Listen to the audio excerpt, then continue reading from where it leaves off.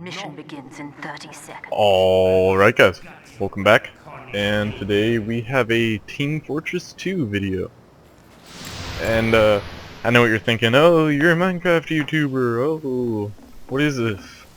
The power of Notch compels you. Mission begins in 10 seconds. It's actually to explain the Minecraft situation. No, I'm not stopping Minecraft. Minecraft is by far my favorite ever game, and I'll never stop playing it. And I guess you could say I'm taking a break from it. It's not really like intentional. I didn't choose to. But so to explain this, really, the only way I can think to explain it is just jump straight into it. The Iron Republic server is dead. Valve, the server owner, announced that like there's been an average of one person on per day for like the past 2 months, and I actually noticed that, and so I kind of stopped playing on it because I had that massive man cave, and when I was like, wait, there's no one playing, this kind of sucks, I was like, oh, nope, don't really want to work on this. And I actually did do a fair amount of work. I expanded it, and I actually started work on making a giant wool sky on the inside, which I wish I could show you, but the server is dead now. And so yeah, the Minecraft server is gone, and so really, like, I enjoy Redstone, but playing on multiplayer servers is what really makes the game fun for me. So I'm probably just like gonna put a break on Minecraft until I find a new server, and I am looking for one.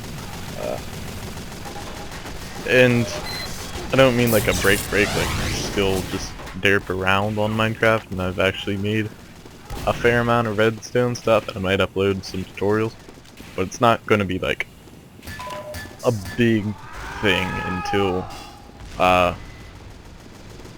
the server's back up, or until I get a new server. So anyway, on to the gameplay. So I'm playing on Nightfall with a couple of my buddies, one of which you just saw right there. I give him a nod of approval, say hi to Teach Me to Juggy. He's another Iron Republic server person. And there's also another one in here whose name is Qwerty. I'm not sure if he's in this one, but he joins sometime during this round. But yeah, so I'm playing Spy with the Strange Festive Knife, the Sap, which is the same as the normal revolver or normal sapper, Strange Festive Ambassador, which crits on headshots, which is very useful, and Strange Deadringer. I do quite like playing Spy. I have an unusual Charmer's Chapeau, which actually, apparently, Chapeau means hat in French, and I'm sure there's some French guy going, oh, you retard, it is pronounced differently than Chapeau.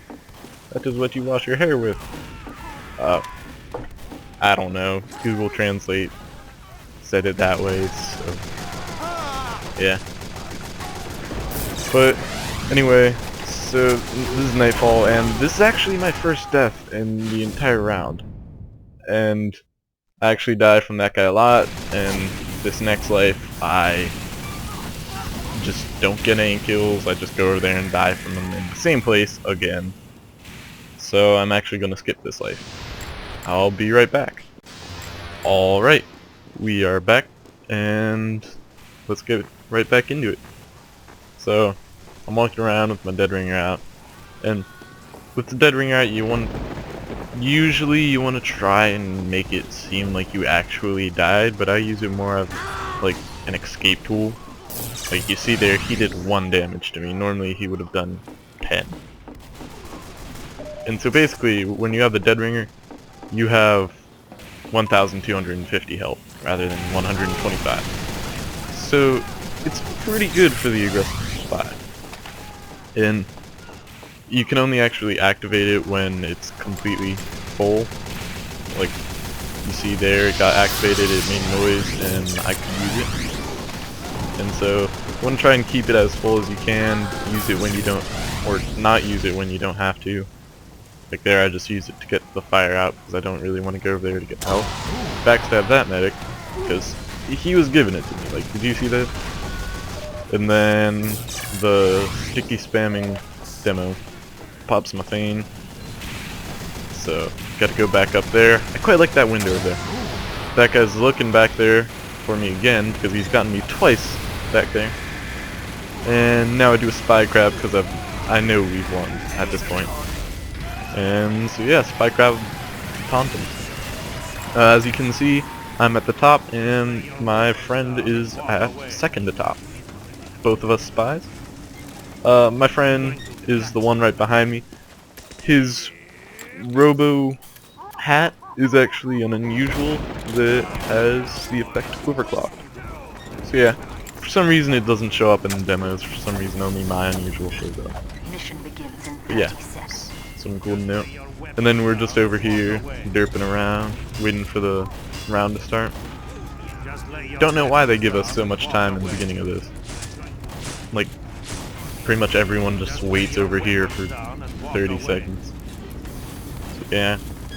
Actually, I think the next map, which is the final, it just starts instantly. 4, 3, I don't think they should start instantly, but I think they should start a little faster. And so immediately I'm disguised because I don't really care if people know it's me. That guy was a spy, quite obviously, so I start chasing him, and I get into a pretty bad situation. I backstab him, and I tried to bring up my dead ringer, but right after you knife, there's a period where you can't actually bring up your cloak. And unfortunately I got caught in that. And my friend finishes him off for me. So yeah.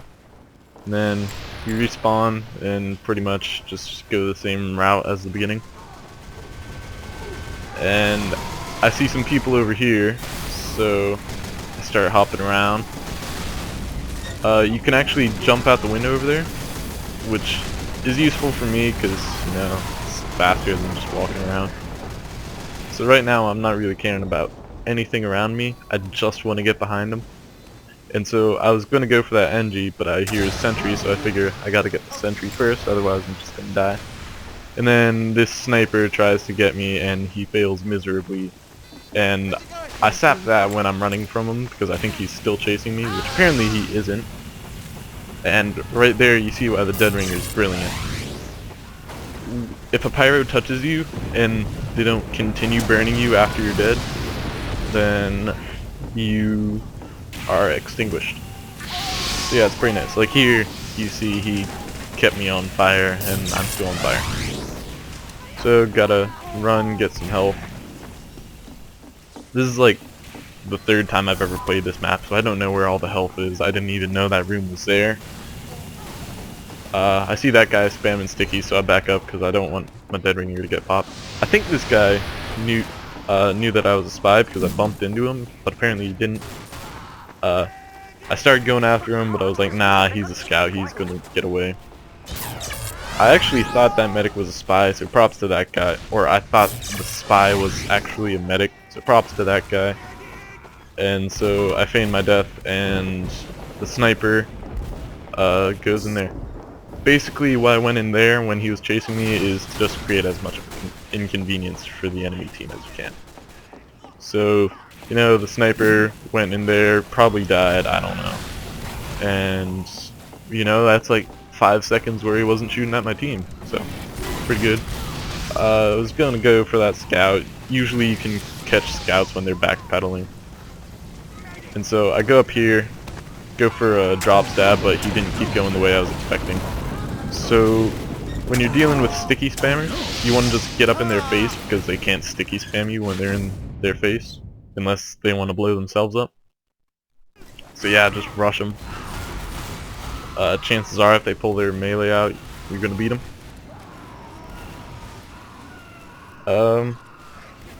Yeah, again, I'm just spectating. Teach me how to juggy. So, running back all the way back there. Long way. Because unfortunately on payload race maps they don't have spawns at increments. So it can get a bit lengthy, but it's no real big deal. And so, for some reason, I like going through this building a lot. It's probably a pretty bad place for a spy. You could get some good corner stabs in there though. So here, you see me jump out the window. I see the pyros, and I don't want to deal with that. Pyros, the spy's worst nightmare. So I go up here, and I'm waiting on their spawn, because no one ever looked up there. And the demo pops my feint, and then doesn't care to make sure it wasn't a feint. So I'm watching out for him now, and I'm also trying to look for if someone comes out there. And so I end up just sitting there for a little bit, and you see Teach Me to Juggy again, so I say a little bit of hi to him. And I do a lot of waiting, and then I get this guy, go for that demo. He turns around right as I'm redisguising, and I actually tell Juggy, I'm like, hey, you should help me out here. And I was expecting him to backstab him, because that would have been perfect, but he didn't. It still worked, so I'm okay. And then I use him as a distraction to get out. And so I'm going after this pyro, because I'm like, alright, I can catch him on a back pedal. There's pyro there, and then there's pyro there, there's pyros everywhere. And so then I go over here to get some health, go around the wrong corner, and then the round ends, and I go over there to shoot him with the crits that I have, and I taunt him. So, yeah, unfortunately I didn't get to see them, and here you see me spy crabbing some more. And this is the final round. I did some things right on this map. We still lose though. And so, again, roll out. I thought there was going to be like the gates there, but there weren't, so I was like, oh poop, forgot to disguise. So I go for that backstab, but someone else gets them. And then you kind of just want to stay around the cart, because people are going to go to the cart, and you can back them. And that's probably my most proud moment in a long time. That stair stab was perfectly executed. It was like the cleanest trick stab I've done ever. And again, sticky spammer. Yep. And so here I just checked because I'm like, oh, that's gotta be a crit. It wasn't. Yeah. And so I come out here, there's a pyro, so I'm like, whoa. And then that guy gets a pyro. I go up here, there's two people.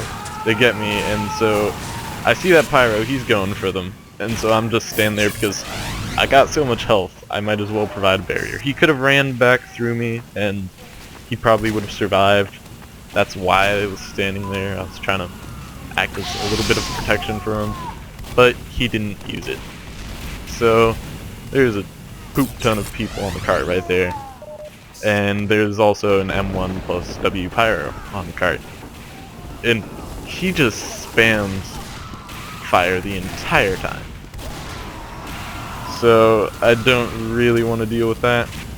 And I actually get knocked back by an explosion or force of nature or something knocked me back, and you know, that pyro's there, so I'm like, he's gonna get me before I can run, so just take advantage of it, kill as many people as I can.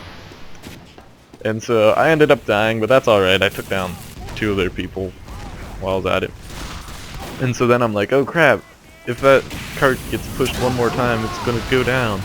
Because I've never played on this map. I didn't know the carts had brakes on them on this one. I play Hightower a lot, and hills are actually hills on that. And so I'm pushing our cart, trying to prevent them from pushing theirs. And so again, I see that, and I'm like, oh gosh, I gotta stop them. So that's all I'm focused on right now, and I'm like, wait, what? And so I jump over to this one, or tried to jump over. I guess it failed. And so, yeah, I was on the other side of that cart, and the pyro hit me, so I go around to the other side, and out of nowhere, rocket hits me. just one of those unlucky moments you can expect from Team Fortress 2.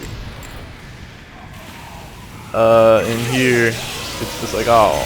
And I actually go to jump off the edge, but for some reason, I die right there. And yeah, this is the end of the video, guys. Have fun with it.